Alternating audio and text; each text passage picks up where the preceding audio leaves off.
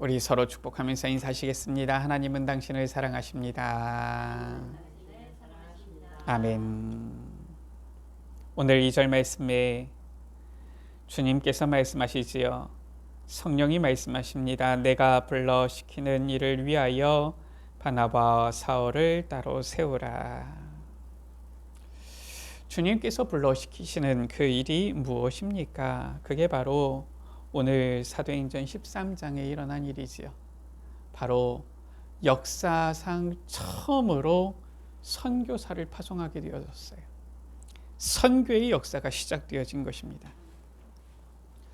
굉장히 놀라운 이 사건이고요.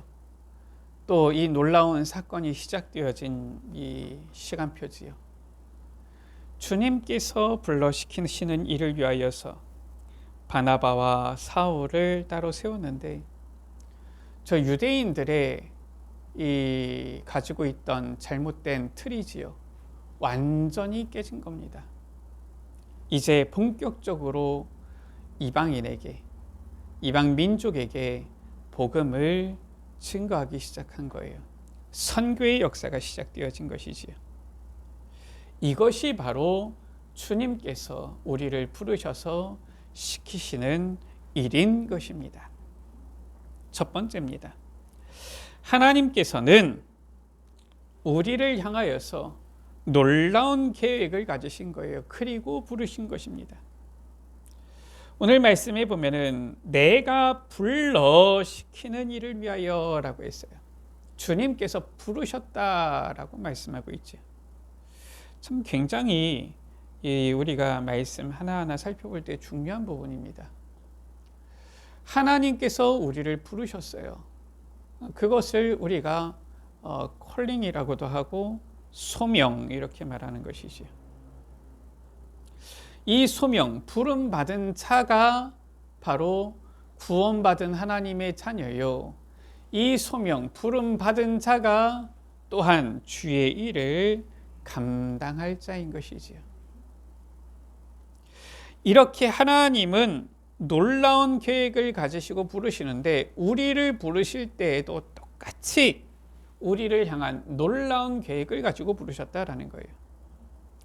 지금 여기에 있는 사람 바나바와 사울, 바울만 하나님께서 계획을 가지시고 콜링, 부르신 것이 아니라 우리 여러분들 한 사람 한 사람도 주님께서 부르신 거예요. 부르심을 받지 않았으면 우리가 주님 앞에 나올 수가 없지요.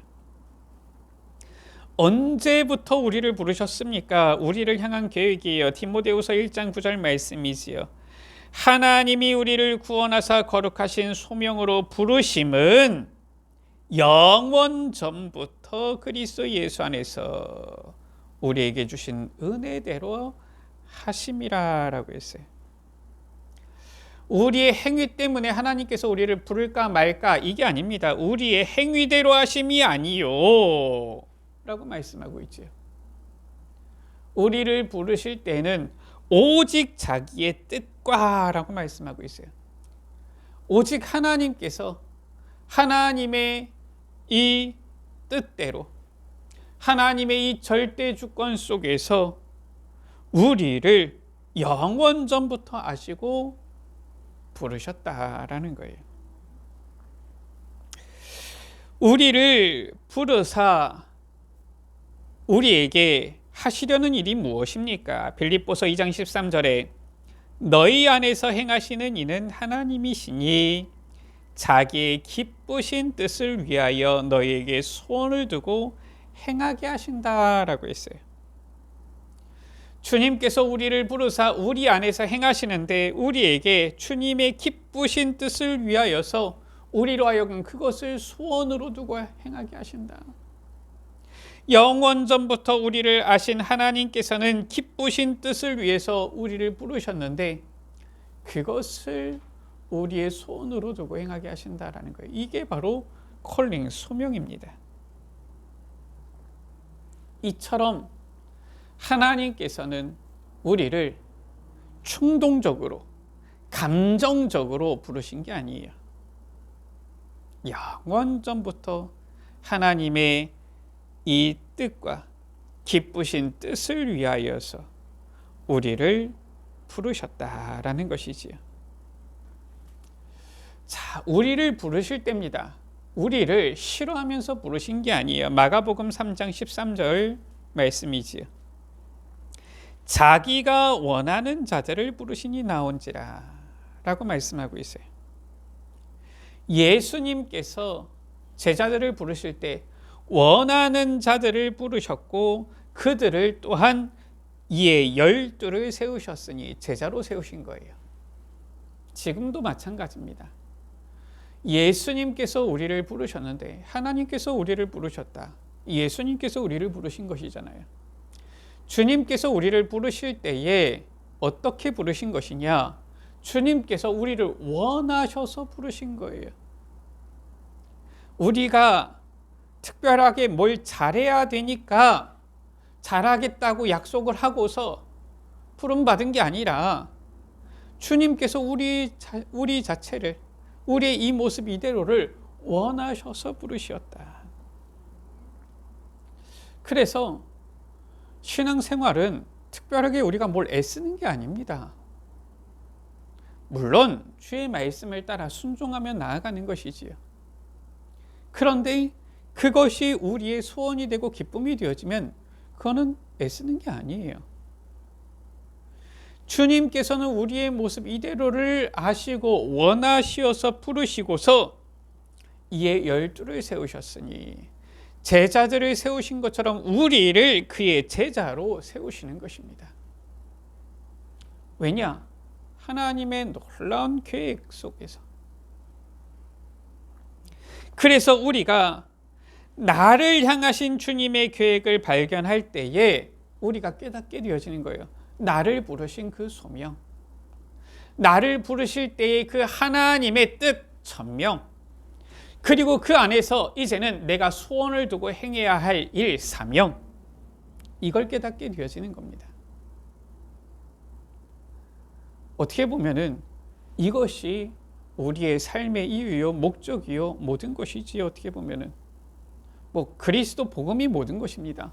그러나 복음을 안 자는 천명, 소명, 사명 깨닫는 것이 사실상 모든 것이에요. 거기서 어떻게 우리가 나아갈지, 걸어갈지, 여정을 걸어갈지 다 나오는 것이잖아요. 나를 향한 주님의 그 계획이 무엇입니까? 이거 발견하면은 그 인생 어떻게 되어집니까? 이제는 아무것도 다른 고민 질문이 없어요. 제가 주보에 여기 잘못 실었네요. 사도행전 9장 15절 말씀이지요. 주께서 이르시되 이 사람은 내 이름을 이방인과 임금들과 이스라엘 자손들에게 전하기 위하여 택한 나의 그릇이라. 하나님께서는 이 놀라운 계획을 가지고 부르셨는데 누구를? 바울을 부르신 것이죠. 바울이 이 계획을 발견한 겁니다. 그리고서 이제는 이방인을 향하여서 나아가게 되어지는 것이죠. 그러니까 어떻습니까? 이 천명, 소명, 사명을 깨닫게 되어지니까 이때부터 하나님의 놀라운 역사 속에 있게 되어지는 거예요. 그 여정이 하나님의 놀라운 이 역사를 이루는 여정, 증거 속에 있게 되어지는 것입니다. 두 번째지요. 이렇게 하나님은 놀라운 계획을 가지고 우리를 부르셨는데 오늘 말씀에 이 바나바와 바울을 부르신 것이지요. 그 주의 계획을 따라서 이제는 나아간 겁니다. 불러 시키는 일을 위하여. 그때에 이제는 선교의 역사가 시작된 거예요. 주님께서 불러 시키시는 일을 위해서 그 계획을 따라 안디옥 교회는 바나바와 바울을 선교사로 파송했지요. 오늘 1절에서 3절 말씀입니다. 그냥 선교사를 파송한 게 아닙니다. 그냥 우리가 무슨 일을 하자 이게 아닙니다. 무조건 우리가 열심히 한번 해보자 이게 아니라니까요. 열심히 하면 됩니까? 그 말이 아닙니다. 최선을 다하면 된다 그 말입니까? 그 말이 아니잖아요. 우리가 지금까지 이방인에게 복음을 안 전해봤으니까 이번에 이방인에게 복음을 전하도록 한번 사람들을 파송해볼까? 지금 이게 아니잖아요. 무엇입니까? 오늘 말씀에 주를 섬겨 금식할 때에 성령이 이르시되, 완벽하신 성령의 인도하심 속에 있었던 거예요. 안디옥 교회와 또 여기에 있는 이 지도자들이지요. 우리가 뭘 해야겠다가 아니라 주님의 뜻이 무엇입니까? 주님의 계획이 무엇입니까? 지금 여기에 귀 기울이고 있는 거예요. 성령이 이르시되 내가 불러 시키는 일을 위하여 바나바와 사울을 따로 세우라. 지금 이 주님께서 불러 시키시는 일이 무엇인지 처음부터 안디옥 교회가 깨달았는지는 잘 모르겠습니다. 그러나 계속 주님의 뜻이 무엇인지를 구하는 거예요. 정말 주님께서 성령께서 시키시는 일이 무엇인지를 계속 귀 기울이고 있는 겁니다. 그 상태 속에 있을 때에 성령께서 이르시되, 성령께서 말씀하시는 것이지요. 이게 중요한 겁니다. 우리가 뭘 해야 된다가 아니라 늘 성령 인도 속에서, 늘 기도 속에서 있다가 올바른 인도를 누려야 되는 거예요. 그게 정확한 시간표요, 정확한 응답이 되어지는 것이지, 내가 막 앞서서 한다고 해가지고 응답이 오냐, 내가 열심히 한다고 해가지고 응답이 오냐, 하나님의 뜻에 맞으면 다행인데 그렇지 않으면 애쓰고서도 오히려 힘이 빠지는 거예요. 오늘 말씀의 안디옥 교회는 정확하게 성령이 이르시되 내가 불러 시키는 일을 위하여, 하나님께서 성령께서 말씀하시는 그 정확한 시간표에 성령께서 이르시는 대로 바나바와 바울을 따로 세웠는데, 이 바나바와 바울이 어떻게 합니까? 역시나 자기 마음대로 움직이지 않습니다. 4절에 보면은 성령의 보내심을 받아 성령의 인도를 따라서 이제는 나아가는 것이지요. 안디옥 교회는 안수하여 그들을 보냈는데 이들은 그냥 간 것이 아니라 성령의 보내심을 받아 성령의 인도 속에서 가는데 어디로 갑니까? 실루기아에 내려가서 거기서 배 타고 구브로에 가서 살라미에 이르러 온 섬 가운데로 지나서 바보에 이르러, 이렇게 지금 가는 겁니다. 이게 중요한 거예요. 내가 여길 가볼까? 야, 저기는 아무도 복음을 안 전했지, 저길 가볼까? 지금 그게 아닙니다. 지금 성령의 보내심을 받아 성령의 인도하심을 따라 그렇게 나아간 거지요. 그때에 누구를 만났습니까? 7절에 총독 서기오 바울을 만나게 되어진 거예요. 그런데 이 총독 서기오 바울의 지금 모습입니다. 상태지요. 이 총독 서기오 바울이 누구와 함께 있느냐? 바예수라고 하는 사람과 같이 있습니다. 이름 자체가 나쁘진 않아요. 뭐 무슨 이름인지 모르겠지만 일단 예수의 아들이라는 뜻입니다. 바예수. 바, 누구누구의 아들이라는 거잖아요. 그런데 이 사람이 바로 누구냐? 유대인인데 거짓 선지자예요. 그러면서도 마술사입니다. 한마디에서 귀신에게 씌운 사람입니다. 귀신에게 씌워가지고 지금 한마디에서 무속인인 거지요. 이 총독 서기오 바울이 이 무속인을 데리고 있는 거예요. 이 상태에 있는 총독 서기오 바울입니다. 어떻습니까? 그 상태가. 무속인, 무당을 옆에 탁 끼고 있다. 어떻게 되어지느냐? 일단은 우리 여러분들 궁금하면 조사를 해보세요. 반드시 망합니다. 우리나라의 IMF를 불러온 장본인 누굽니까? 정태수 회장, 한보그룹. 그 사람이 바로 누굽니까? 무속인을 옆에 끼고 있던 사람이에요. 무속인의 말을 듣고서 사업을 하던 사람입니다. 당시 한보그룹 우리나라 재계 순위 10손가락 안에 들어갔던 그룹이에요. 그런데 어떻게 재벌이 되어졌느냐? 무속인의 말을 듣고 재벌이 되어졌어요. 이 무속인이 얘기한 거지요. 집장사를 하면은 당신은 큰 부자가 된다. 그래가지고 어마어마한 빚을 내가지고 아파트를 지었어요. 그것이 강남에 아파트를 지었는데 세상 말로 속히 이 세상 말로 대박이 난 겁니다. 재벌이 되어진 거예요. 그런데 이 또 무속인이 뭐라고 했느냐? 철가루를 만지면은 당신은 세계적인 부자가 된다.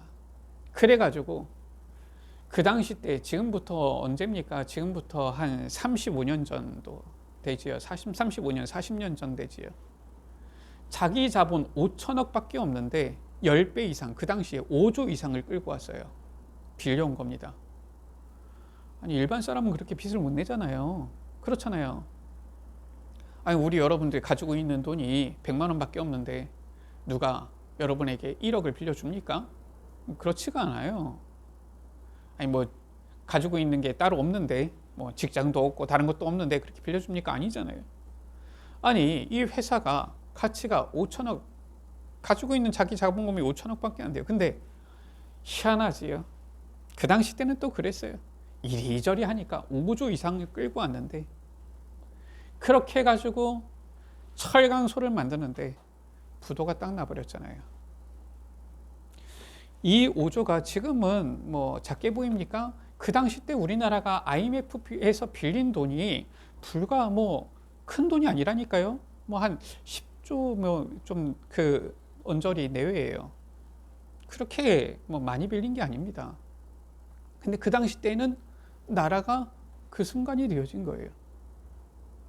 그러니까 한보 철강에서 5조, 어마어마한 돈인 거예요. 그 당시 때.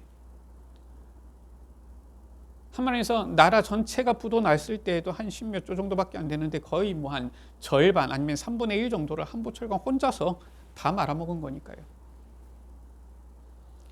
그렇게 해가지고 우리나라에 이제는 한보철강이 무너지기 시작하면서 연쇄적으로 전부 다 막 부도 도산되기 시작하는데 IMF가 온 거죠. 물론 전체적으로 기업들이 당시에 이 기업, 이 조직이 상황이 이렇게 좀 건전한 상태는 아니었지요. 그렇지만 그 시작이 뭐였느냐? 무속인을 옆에 딱 끼고 있던 그 사람. 무속인 끼고 있다. 이 사람. 복음 알지 못하면 반드시 망할 수밖에 없는 그 영적 상태지요. 바로 총독 서기오 바울입니다. 이 바나바와 바울이 이 총독을 만났는데 8절 말씀이지요. 이 바예수라고 하는 이 마술사, 이 마술사 엘루마예요. 엘루마가 마술사라는 겁니다. 그런 단어지요. 오히려 대적하여서 총독으로 믿지 못하게 하는 겁니다. 꼭 이렇게 대적하는 자가 있어요. 사도행전 12장에서는 헤롯 왕이 복음 전파를 막고 대적했지요. 오늘 8절에서는 지금 이 마술사가 지금 복음 전파하는 것을 대적하는 겁니다. 바울이 성령이 충만하여서 그를 주목하고서 말하지요. 주의 손이 내 위에 있으니 네가 이제 맹인이 되어서 해를 보지 못하리라. 즉시 이 마술사가 안개와 어둠이 덮여서 인도할 자를 구하게 되어지는 거예요. 맹인이 되어진 겁니다. 눈이 멀게 되어진 거예요. 이 대적하는 박수, 엘루마의 눈을 멀게 하니까 총독이 어떻습니까? 그렇게 된 것을 보고 믿으며 놀랍게 여기니라. 주의 가르치심을 놀랍게 여겼다. 이 총독이 예수님을 믿고 돌아오게 되어진 거예요. 언제? 정확하게 성령의 인도하심을 따라 바나바와 사울을 세워서 보내고 그들이 정확하게 성령의 보내심을 받아 이제는 저 구브로에 갔을 때, 그때에 하나님께서는 예비하신 자 총독 서기오 바울을 만나게 하시고 그가 복음을 듣고 예수님을 믿고 돌아오는 역사를 이루셨지요. 이것이 바로 무엇입니까? 주님이 불러 시키시는 일인 거예요. 지금도 마찬가지입니다. 세 번째지요. 우리의 삶이 주님의 계획과 맞을 때에 우리도 이 선교사 바나바와 바울과 같이 우리도 주님의 일을 감당하는 자가 되어지는 거예요. 현장을 치유하는 그러한 일을 하게 되어지는 것입니다. 성경은 말씀하고 있어요. 성경에 나타난 하나님의 계획은 무엇이냐? 처음부터 바로 세계복음화인 것입니다. 처음부터 하나님께서는 모든 민족에게 이 복음이 증거되기를 원하신 거예요. 창세기 12장 3절이지요. 아브라함에게 말씀합니다. 땅의 모든 족속이 너로 말미암아 복을 얻을 것이라. 아브라함은 모든 민족이 복을 받게 하는 복의 근원이에요. 그런데 유대인들은 착각한 겁니다. 우리는 아브라함의 후손이다 라고 하면서 우리만 선민이다, 이렇게 잘못된 생각에 빠진 겁니다. 선민사상이죠. 하나님의 계획은 그게 아닙니다. 땅의 모든 족속이 너로 말미암아 복을 얻을 것이라. 예수님께서 제자들에게 말씀하셨지요. 마태복음 28장 19절에서 20절에 부활하신 주님께서 제자들에게 명령하십니다. 너희는 가서 모든 민족을 제자로 삼아서 아버지와 아들과 성령의 이름으로 세례를 베풀고 내가 너희에게 분부한 모든 것을 가르쳐 지키게 하라. 모든 민족에게로 가라. 제자를 삼으라 말씀하신 거예요. 사도행전 1장 8절이죠. 땅끝까지 이르러 내 증인이 되리라. 하나님의 계획은 처음부터 아브라함에게도 신약시대 제자들에게도 오늘날 우리들에게도 세계복음화, 이 계획을 가지고 말씀하시는 것입니다. 이 세계복음화를 위하여서 주님께서는 약속하셨어요. 무엇을 약속하셨느냐? 우리와 함께 하시겠다 약속하신 것입니다. 성령으로 함께 하셔서 능력으로 증인되게 하시겠다 약속하신 거예요. 요한복음 14장 16절 말씀이지요. 내가 아버지께 구하겠으니 그가 또 다른 보혜사를 너희에게 주사 영원토록 너희와 함께 있게 하리니 라고 했어요. 보혜사를 보내어 주시겠다. 그 주님께서 마태복음 28장 20절에 말씀하셨지요.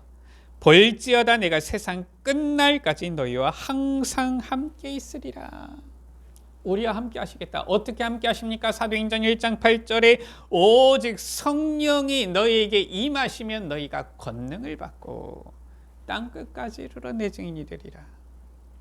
성령으로 우리와 함께 하사 능력으로 증인되게 하시겠다. 이것이 바로 주님의 계획이요, 주님께서 지금도 우리를 불러 시키시는, 행하시는 일이다. 여기에 우리가 방향을 맞추게 되어질 때에 어떤 일이 일어나는 것입니까? 오늘 말씀이잖아요.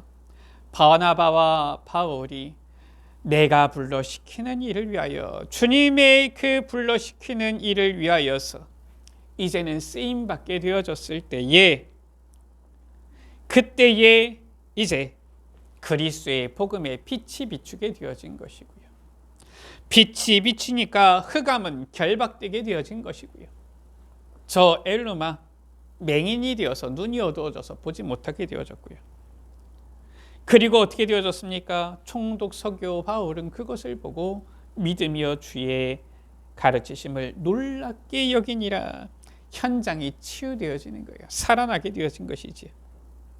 이것이 바로 주님의 계획과 우리의 삶이 맞을 때에 일어나는 현장의 역사인 거예요. 요한복음 1장 9절이지요. 참빛 곧 세상에 와서 각 사람에게 비치는 빛이 있었나니. 주님이 행하시는 일이 바로 무엇이냐? 모든 민족 현장에 이 빛이 비추어지는 것. 누구를 통하여서? 그것을 위해서 우리를 부르셨다니까요. 내가 불러. 그래서 이사야 60장 1절에서 3절 말씀이지요. 일어나라 빛을 발하라. 이는 내 빛이 이르렀고 여호와의 영광이 내 위에 임하였음이니라. 보라 어둠이 땅을 덮을 것이며 캄캄함이 만민을 가리려니와. 오직 여호와께서 내 위에 임하실 것이며 그의 영광이 내 위에 나타나리니 나라들은 내 빛으로 왕들은 비치는 내 광명으로 나오리라. 이미 빛 되신 그리스도께서 성령으로 우리와 함께 하세요. 이제 우리의 삶이 주님의 불러시키시는 일, 그 주님의 뜻과 계획에 맞기만 하면은 현장에 빛이 비추어지는 것입니다. 그러면 어떻습니까? 어둠 가운데, 캄캄한 가운데 있는 나라들이 내 빛으로, 왕들이 내 광명으로 나오리라. 현장이 치유되어지고 돌아오는 거예요. 흑암은 결박되어지는 것입니다. 이러한 일이 현장 속에 일어나게 되어진다. 우리 여러분들이 바로 누구냐? 주님께서 불러시키시는 일을 위하여서 주님께서 원하셔서 부르셔서 세움받은 제자요, 따로 세워서 이제는 현장으로 파송되어지는 전도자들이다라는 것입니다. 말씀을 마칩니다. 주님은 가장 축복된 세계복음화의 계획 속에서 우리를 부르시고 제자로 삼으신 거예요. 우리의 삶을 주님의 이 계획에 맞추어 복음의 빛을 비추면 흑암은 완전히 무너지고요, 현장은 치유되어지는 것입니다. 이 귀한 축복된 일에 증인되는 우리 모든 예수빛 가족들 되시기를 주의 이름으로 축원합니다. 기도하십니다. 하나님 감사합니다. 내가 불러시키는 일을 위하여서 바나바와 바울을 따로 세우라 하신 주님, 그들을 파송하여 이제는 현장에 보내었을 때 이들이 성령의 보내심을 받아 이제는 현장으로 나아갔을 때 선교의 역사가 시작되어지고 지구 생기고 나서 처음으로 이 선교라는 놀라운 주님의 이 일이 시작되어진 것을 우리가 확인합니다. 주님께서는 지금도 놀라운 계획 속에서 불러시키는 일을 위하여서 우리를 영원전부터 택하여 부르시고 우리를 제자 삼으시고 우리에게 천명을, 소명을, 사명을 깨달아 알게 하시고 이제는 이 현장 가운데 빛을 비추는 전도자로, 증인으로 서게 하시오니 주님, 이 말씀의 언약을 붙잡고 우리 사랑하는 예수빛 가족들, 이제는 우리의 삶을 주님의 뜻과 계획에 방향 맞추게 하여 주시며 주님의 뜻에 방향 맞추어 나아갈 때 현장의 흑암이 결박되어지고 현장이 치유되어지는 귀한 역사를 체험하는 증인들 되게 하여 주옵소서. 우리 예수빛 교회를 통하여서, 우리 예수빛 가족들을 통하여서 이 주님의 아름답고 선하신 뜻과 계획이 이루어지고 성취되어지도록 세계복음화가 앞당겨지는 역사가 일어나도록 은혜 베풀어 주옵소서. 우리 구주 예수 그리스도의 이름으로 기도드립니다. 아멘.